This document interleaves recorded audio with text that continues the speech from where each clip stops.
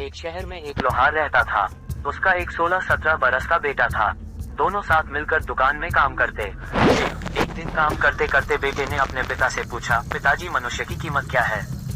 बेटे का यह सवाल सुनकर पिता पहले चकित हुआ, फिर शांत भाव से सोचते हुए बोला, बेटा, मनुष्य का तो कोई मोल नहीं, वह तो अनमोल है, उसकी कीमत कैसे आंकोगे?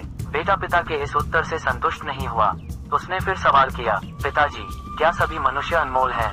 हाँ बेटा, पिता ने उत्तर दिया, यदि ऐसा है तो सभी मनुष्य बराबर क्यों नहीं? कोई गरीब है तो कोई अमीर, कोई मनुष्य समाज में अधिक सम्मान की दृष्टि से देखा जाता है तो कोई अपमान का गुण जीता है। ऐसा क्यों?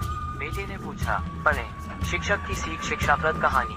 पिता ने बेटे का सवाल सुनकर कहा, बेटा, मेरे हाथ में ये लोहे की छड़ देख रहे हो, यदि मैं इस बाजार जाकर बेचूं तो इसकी कीमत क्या होगी? यही कोई 150-200 रुपए। और यदि मैं इससे छोटी छोटी कीलें बनाकर उनका 100 का पैक बाजार में बेचूं तब उनकी कीमत क्या होगी? 1000 रुपए के आसपास।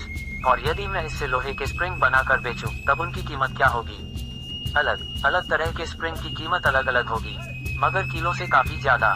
बिल्कुल ठीक इसी तरह इस लोहे की छड़ से मैं अलग अलग वस्तुएं बनाकर बेचूं तो उन सब की कीमत अलग अलग होगी।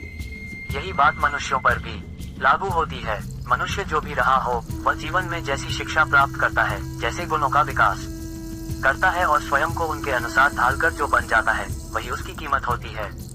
इसलिए तुम समाज में अमीर गरीब मनुष्य को देखते हो, कुछ को अधिक सम्मानित देखते हो तो कुछ को कम। यदि तुम्हें अपनी कीमत बढ़ानी है तो खुद के गुणों को निखारो और सबकी दृष्टि में अमूल्य बन जाओ।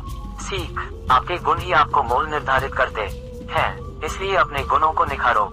आशा है आपको मनुष्य की कीमत मॉरल स्टोरी इन हिंदी पसंद आई होगी। ऐसी ही हिंदी मॉरल स्टोरीज पढ़ने के लिए हमें सब्सक्राइब अवश्य करें।